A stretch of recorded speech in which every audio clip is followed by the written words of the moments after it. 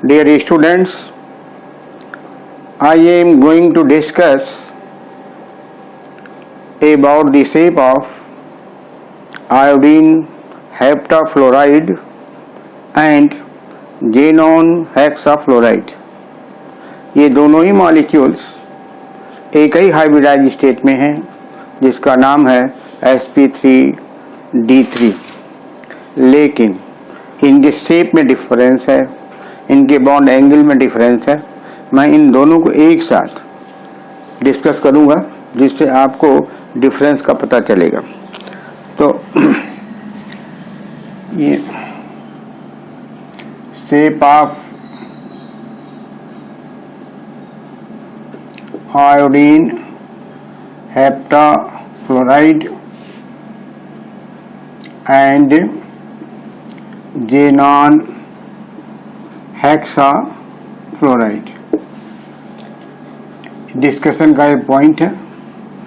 हम इनका जो शेप है बेस्ड है वेस्पर मॉडल पर। Shape is based on the VSEPR theory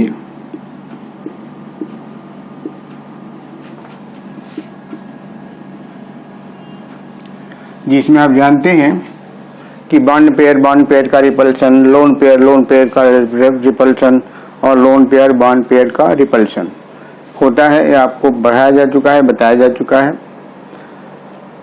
कोई भी बॉन्ड कहाँ स्टे करता है, कोई भी बॉन्ड कहाँ स्टे करता है? इसका उत्तर है जहां पर रिपल्शंस नेग्लिजिबल हो जाए। आप जानते हैं कि there are three types of repulsions.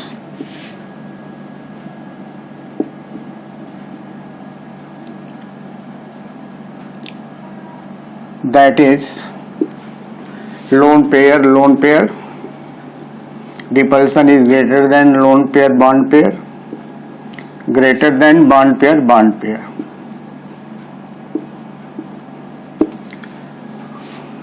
And also a bond of a molecule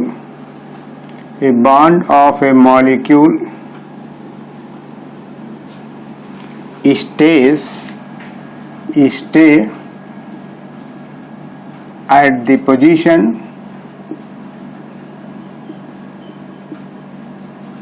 where repulsions between electrons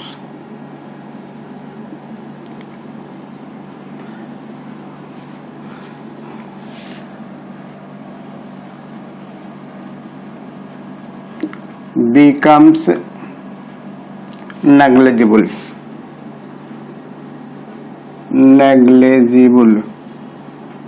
आप जानते हैं कि बॉन्ड, ये जो बॉन्ड बनता है तो उसमें बॉन्ड पेयर भी होते हैं, लोन पेयर भी होता है। बॉन्ड पेयर अकेला शेप को डिसाइड करता है, बॉन्ड पेयर और लोन पेयर दोनों मिलकर के ज्योमेट्री डिसाइड करते हैं।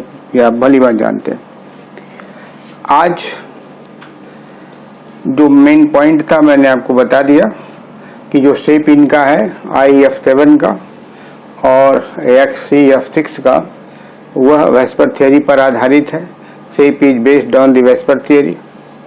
अब वेस्पर थियरी कहती है कि तीन तरह के रिपल्शंस होते हैं, लोन पेयर बॉन्ड पेयर। इनका ऑर्डर भी है, डिक्रीजिंग ऑर्डर है। This is decreasing order.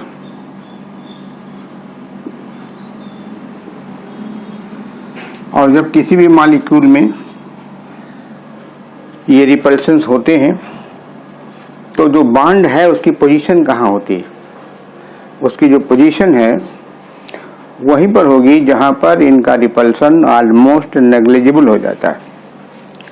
तो लिखा दिया कि bond of a molecule stays at the position where repulsions between electrons becomes negligible. ये तो जनरल आउटलाइन है। अब हम दोनों को कलेक्टिव एक साथ ले चलेंगे और दोनों का डिस्कशन करेंगे, तो आपका टाइम भी बचेगा वीडियो शॉर्ट भी होगी, आपका मन पढ़ने की तरफ आकर्षित भी होगा, क्योंकि लड़के लंबी वीडियो पढ़ते नहीं। अब देखो, एक तरफ मैं लिखता हूँ आयोडीन हेप्टाफ्लोराइड, ये आपका आयोडीन है, हेप्टाफ्लोराइड है। दूसरी तरफ लिखता हूँ जेनॉन हेक्साफ्लोराइड। अब दोनों को मैं एक साथ ले चलूँगा, इनमें क्या सिमिलरिटी है और कहाँ पर डिसिमिलरिटी है, एक साथ चलेगा। इनका शेप कैसा बनता है वो सब डिस्कस करूँगा one by one.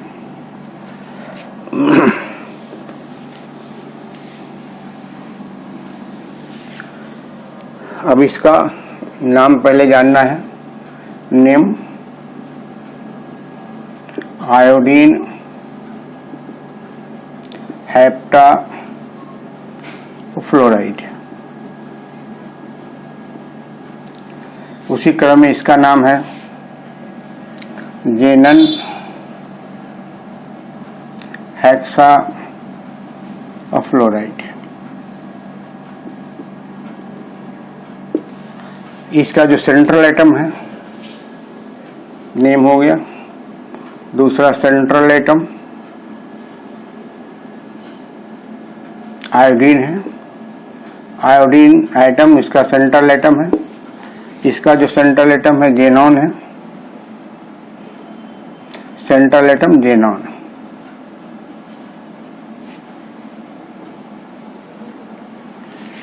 Third point आता है, नेक्स्ट पॉइंट आता है valence shell electron in central atom. Valence shell electron, valence shell electron in central atom, ये 7 के बराबर होता है।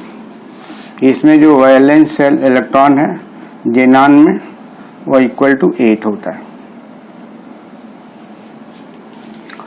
अब नेक्स्ट अगला पॉइंट है इसका hybridisation, mode of hybridisation.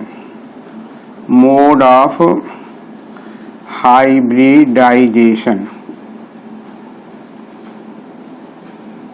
In central atom, in central atom sp3d3 है। Mode of hybridisation in central atom माने आयोडीन का। अब इसमें क्या है, इसमें मोड ऑफ हाइब्रिडाइजेशन इसमें भी sp3d3 है, ये सिमिलरिटी है।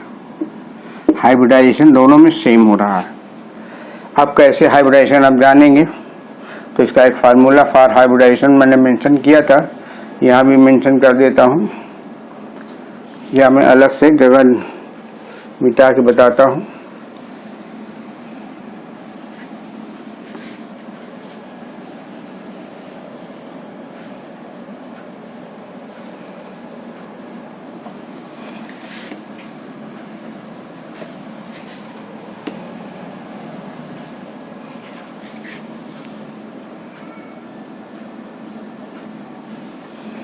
हाइब्रिडाइजेशन का formula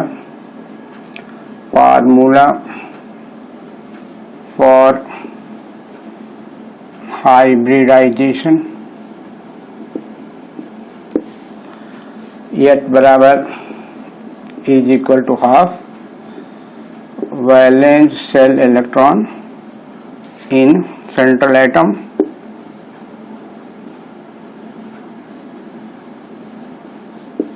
plus negative charge minus positive charge if any plus number of monovalent fluorine atom.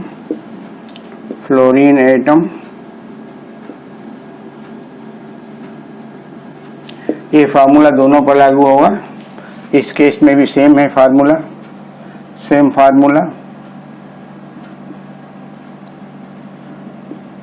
Difference क्या है कि इसमें मोनोवैलेंट एटम फ्लोरीन है, मोनोवैलेंट एटम की संख्या इसमें 6 है। तो यहाँ पर फार्मूला देख लीजिए, ये बराबर हो जाएगा हाफ बैलेंस सेल में आयोडीन के 7 इलेक्ट्रॉन है, प्लस 0 है, माइनस 0 है, प्लस 7 फ्लोरीन एटम है। तो इनका जो हाइब्रिडाइजेशन होगा वह वैल्यू जो आएगी वो 7 आएगी और हाइब्रिडाइजेशन sp3d बोला जाएगा। यही इसका स्टेरिक नंबर भी होगा, ये 7 के बराबर होगा। अब इसमें बॉन्ड पेयर कितने होंगे, लोन पेयर कितने होंगे? तो बॉन्ड पेयर और लोन पेयर स्टेरिक नंबर 7 है, तो इसी H में या स्टेरिक में अगर 7 के कर दें ये बॉन्ड पेयर 7 हो जाए। नो, ऐसा लिख सकते हैं आप इसको, पहले बॉन्ड पेयर लिखिए फिर लोन पेयर लिखिए। अब बॉन्ड पेयर की संख्या यहाँ पर क्या है, 7 फ्लोरीन लगे हुए हैं तो 7 बॉन्ड बनना चाहिए, तो बॉन्ड पेयर हो गया 7 और प्लस इसके अंदर कोई लोन पेयर। अब ये 7 की संख्या जो होगी H बराबर 7 यहाँ रखिए। अब 7 बराबर 7 आ गया तो यहाँ तो ब्रैकेट बनेगा लोन पेयर का, वो तो 0 हो जाएगा, तो यहाँ पर 0 आप लिख दीजिए। तो ओनली 7 बॉन्ड्स हैं इसमें, bond pair 7, no lone pair.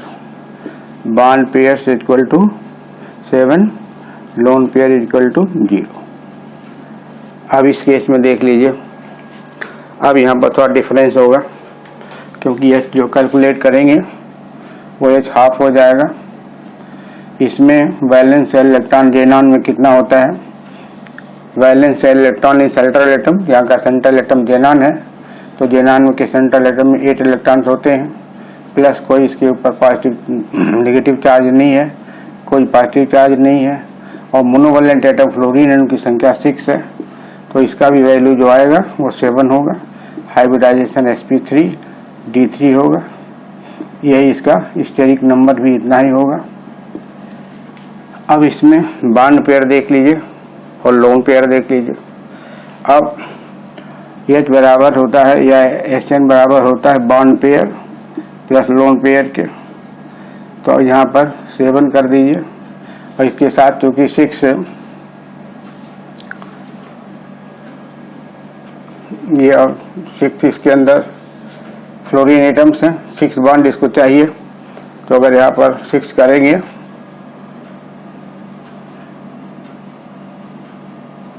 तो 1 बचता है, तो लोन पेयर कितना हो जाएगा, 1 हो जाएगा।